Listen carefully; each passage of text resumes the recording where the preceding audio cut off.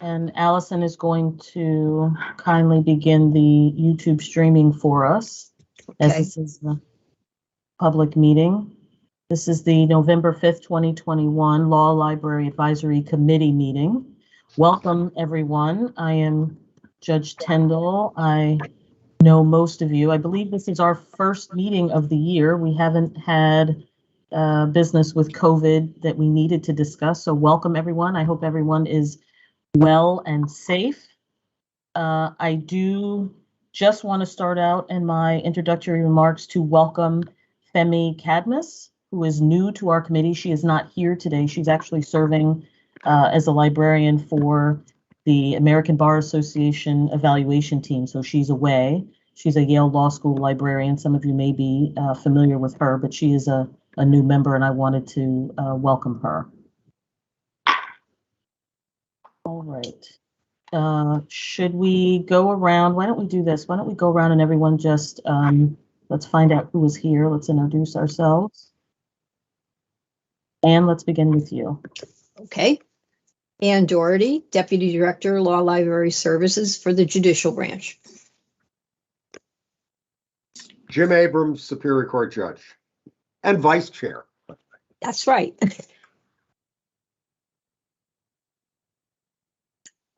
Next on my screen. Oh, I guess we all have different screens. Yeah, we don't. My next is not your next. Anne from Quinnipiac.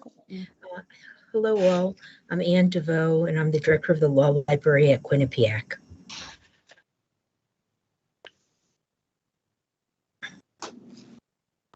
I'm Melanie Cradle, Judge of the Appellate Court.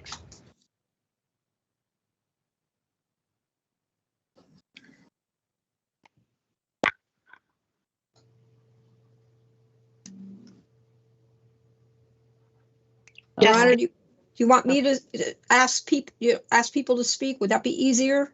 Yeah, are you able to hear me? I thought maybe I lost audio for a moment. Oh, you can hear me. Okay. How about Jessica? Jessica DePerio Whitman, Director of the Law Library at UConn Law School. Okay, Eamon? Hello, everyone. I'm Eamon Wisniewski. I'm an attorney with the Hartford Insurance Company.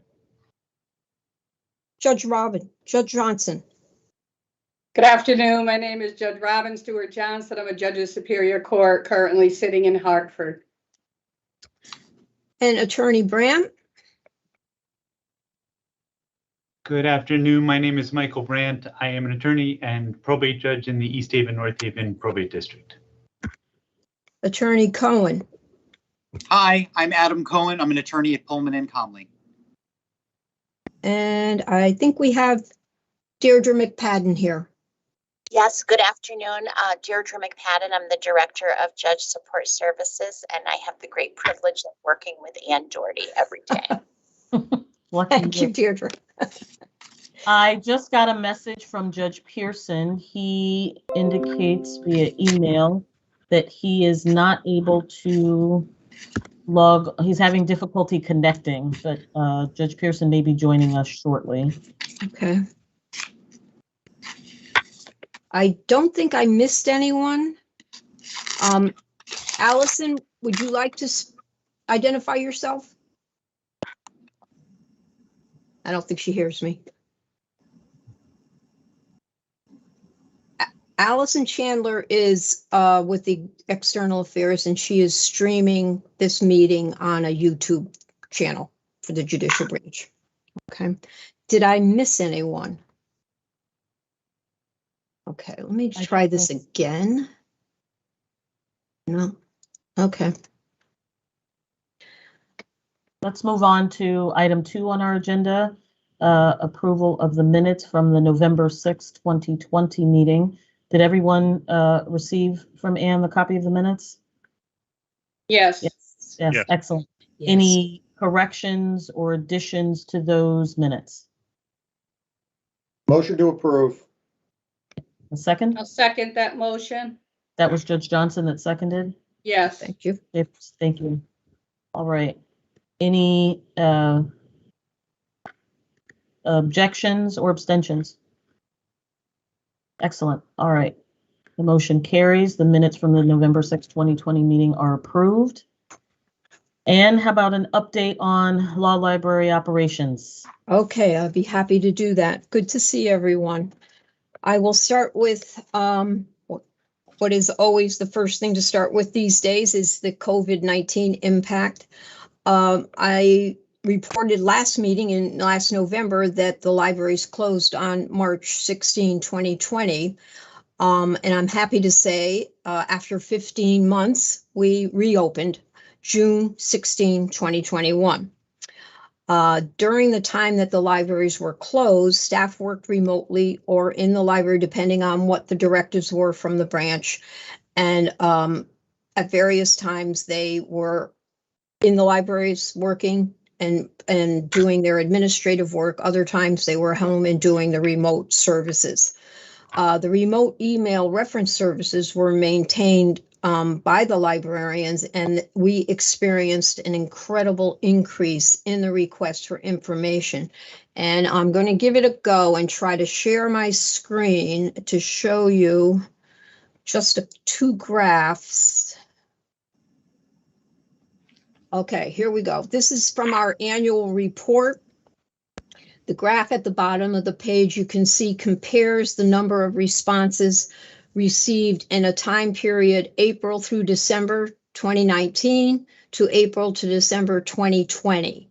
The increase in the submission and responses in some months was more than 5 times what it had been in 2019 when we had to respond in 2020. This is the Ask a Librarian reference service. This is where we get the most of the questions that are obviously geared to a librarian. The other service that we monitor, oh boy, I think I lost it. Wait a minute. I'm sorry. Ask a Librarian is the JB feedback, which is the general email questions from the general public to the branch. And we manage that service also. And you can see, again, a very large increase in the number of submissions and responses that we were responsible for. So I have to say that my staff did an extremely good job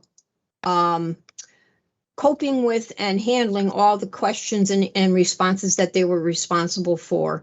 It was an amazing performance on their part, and I'm very proud of the work that they were able to accomplish.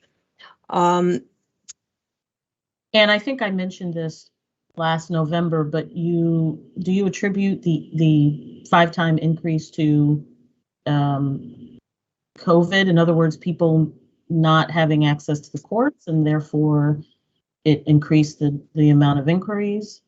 Definitely that was part of it. The other part, I think, was a lot of anxiety and not really understanding what they were responsible for, when they should be doing things. So just trying to keep up with the changes that were being initiated so rapidly. They came to us for guidance, and I would say in other areas, the librarian in New Britain kept up with external affairs, with the frequently asked questions, and business with the court. That was a huge help to everyone. We also updated the Danbury Law Librarian, took it upon himself to update all the law by subject pages that were impacted by any of the changes in the rules or executive orders. So people could go to those pages and things were clearly marked, what was new, what was in place at the time. So it became, people realized we were the place to go, to be relied upon, to give them the best we could in terms of what was the way to proceed at any given time. So it definitely, and the fact that they couldn't come into the library, we still were getting questions for older materials and lawyers trying to do certain research, and they would normally come in for print materials and just couldn't. So we were able to provide that information too. So it kept everybody quite busy. But I would say it was successful. And we are still seeing that increase today because there are still, there's less traffic in the courthouse. I'm sure everybody realizes that. So that impacts who's coming up to the library when they're not in the courthouse for other business. We normally would have gotten quite a bit of that traffic as people were in the building anyhow. So now we get it by phone and by the email reference services. Thank you. Okay. I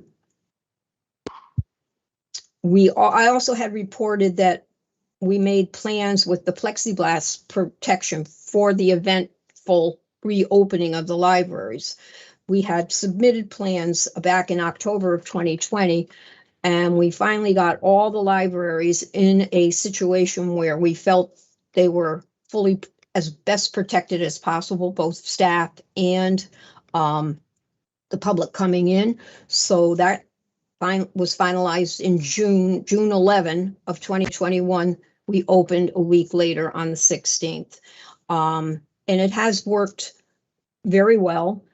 People must be masked coming into the courthouse, so we don't have an issue with them having the mask. Some issues with them keeping them up.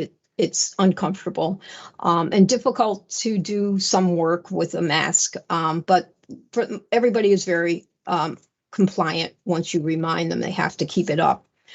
So that it has worked well. I will say we have not seen the numbers coming into the libraries at the number levels that they were prior to COVID, but we're hoping that that will just increase over time when people become more comfortable and the courthouse opens for additional business.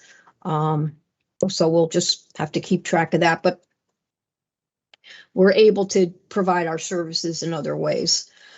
In March of 2021, we got good news that there was surplus funding available through the branch. So each library was received an additional funding allocation, and they were able to either purchase new or update print materials that had not been budgeted in their original budget allocation for FY21. Also, 2 of our libraries had microfiche reader printers that were not functioning properly and were not able to be repaired because they were so old that there were no replacement parts available. So both of those libraries received new microfiche reader printers, which now all of our libraries have fully functioning reader printers, which are essential for reading the records and briefs and the ledge histories that we have on microfiche sheets. So we're in good shape in that matter. Also in March of this year, we had to prepare our projections for FY22. And as we proceeded, we got our allocations from budget for FY22, and we had a nice little bump up in our budget allocation based on the additional funding that we had gotten earlier in the month. And the libraries themselves received just about a 14% increase in their print budget, which was a very welcome increase to have. Let's see, staffing levels. Last meeting, I think I reported that the Stanford Law Librarian had transferred to New Haven, but we have had to keep him working 2 days in Stanford and 3 days in New Haven because I couldn't leave Stanford with only 1 librarian for 5 days a week. But we have, moving on, gotten very good news. In August, 3 law librarian 1 positions were posted for recruitment for the vacant positions located in Bridgeport, New Haven, and Stanford.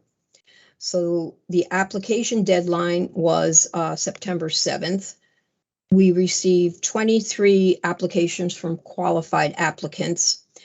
13 candidates were interviewed over the course of 4 days, and we did that using the Teams platform, which was the first time we had done any remote recruitment, and it worked out pretty well. We had pretty much of a learning curve, but it did work well. The interview panel consisted of me, the 2 supervising law librarians, and a judicial branch staff member who is trained as a compliance coordinator. So we have gone through all of the processes that we are responsible for. It is now moving along, and we're hoping for 3 new staff members sometime in December. So then we will have to go to work with mentoring and giving them orientation to each of the locations. But this is the best news possible, is to have that increase in staff. Now, and Anne, this isn't, you said there was a 14% increase, but that was in the print budget. These 3 positions, those were vacancies. Those are not additional. That does not expanding staff. Yeah, it does not impact our budget.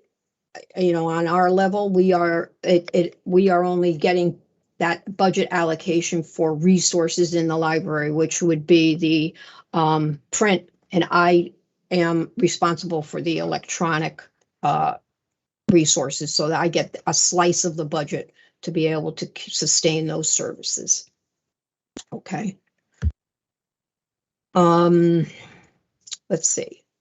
So then there's activities that staff has been involved with during this year. We have the Law Library Service personnel collaborated with Judge Support Services and Materials Management and negotiated 2 agreements for online legal research subscription services that are available to Superior Court Judicial Branch.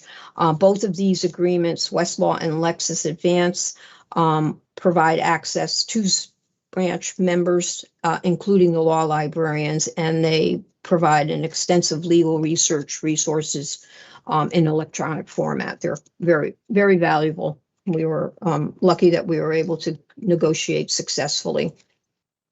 2 of our law librarians have been appointed to American Law Library committees, and they are now serving on those committees. One is the State of the Professional Report Committee, and the other one is the Copyright Committee. And both of those terms started July of this year. One of our supervising law librarians, Jeff Dowd, is working close. He's a member of the Judicial Branch Web Board, and he and several other members have been working for quite some time now to revamp the Judicial Branch webpage, the help, how do I, and frequently asked questions sections, and they're going to, at some point, have that combined, hopefully to be more useful to people looking for quick answers to how to proceed with their matters. In April of this year, our New Britain Law Librarian and Cheryl Halford, who's with Judge Support Services, and a Yukon Law Librarian, provided an online program, hands-on legal research. This was produced for public librarians. They had done this program in person multiple times, but due to COVID, this was the first time they were asked to do it as a remote program, and it went very well. And I'm hoping that they'll be able to do addition presentations in the future. But they were able to revamp and work with it, and the state library promoted it, and they offered it through the Zoom platform. We had our 2 supervising law librarians and staff librarian were involved in the pre-bench training that took place in April. They offered information about law library services and the resources that were going to be available to these new judges. Also, Claudia Jaloka, one of the supervising law librarians, has been training the new legal research clerks that have been coming on board throughout the fall. I believe there's 4 groups that have come through so far. So she and several of our staff librarians have been conducting training on Westlaw and Lexis for these new research clerks. And last but not least, we had some news the end of July that there was going to be a significant renovation project at the Bridgeport Superior Court. And the renovation project involved the 7th floor, both the jury room and the law library. So in order for this project to be undertaken, they had to close off the 7th floor to any foot traffic for safety and other reasons. So we relocated the staff librarian, Mary Ann Kravicki. She now is working in at a workstation on the 4th floor of the courthouse. She is doing remote work and all the assignments that we can get to her. But she does not have access to the library at this point. We have a recent update that they started the work in the jury assembly room, which was a matter of removing the ceiling, doing any kind of abatement that was necessary, and I believe changing out the light fixtures. So my understanding is that portion has been completed. They are now just moving over into the law library. And the first step is to encase all of the stacks in some type of protective covering. Both in Bridgeport Library has a mezzanine and a main floor. So that was the latest update that I received, that was taking place. Once they do that, then they have to come in with all their equipment, which necessitated moving out all of our equipment to other locations in the courthouse so that it was protected. They will be, again, taking down the ceiling, doing the abatement that is necessary, and replacing all of the light fixtures. So I have no estimated time of the completion of You this just read project. my mind. I was just about to ask you, are we looking at spring 2024 after that estimate? All right, so you don't know. I hope, no, we don't know, but it's moving. That's it's about the best I can say, with, a little stops and starts here and there. But I don't have an update as to whether they have actually started to do any of the ceiling removal. Once that starts going, I think it will move as quickly as possible. It is a problem because there's a dual level in Bridgeport, so that may take a little longer. But And how is Mary Ann's? I know you moved her to the 4th floor, but I presume that this extended period of time without access to her resources there is really impacting her ability to serve the public and well, it is, Your Honor, but again, we have all the remote services, that she can use our online services. She's all set up. She has her computer on the 4th floor with her, so she can access anything that we can access in terms of remote. She has to rely on other librarians to provide her with materials if she had to go to any type of print, which is what. So it's almost like she's working remotely. Yeah, exactly. Okay. Yeah, she is responsible. She keeps up a small library reserve in the Derby courthouse. So she has been traveling to Derby several times just to keep that collection updated. Unfortunately, she always moved materials out of Bridgeport to Derby, and now she has no access to that. So we're doing the best we can for Derby, but it is impacted also because of this closure. She does have telephone service, so it's a rollover. If people call the Bridgeport number, she will be able to handle any incoming calls. So that is our situation at this point. I don't know if anybody has any other questions. Any questions from any members of the committee? Is there any? Thank you very much, Anne. That was very. I actually have a question. This is Judge Johnson. When we hire the 3 additional people in December, will we be fully staffed? In terms of known vacancies, Your Honor, let me just think here a minute. I would have to have that double check with HR whether there's any vacancies on the books, and that I can't answer because sometimes when position is not filled within a certain time, the vacancy may no longer be considered a vacancy.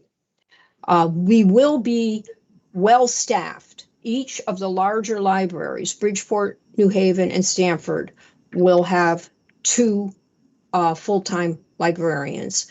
We will have the New Haven hire will give us an additional person to actually travel to any appointed need within the system. And any new hire has understood that they may be requested to travel up to 2 days a week. So we will be able to do a coverage that we have not been able to accommodate during this time. We have not had our staff traveling to other locations due to COVID concerns and the fact that you can't move one without closing another library. So this will give us some flexibility, Your Honor.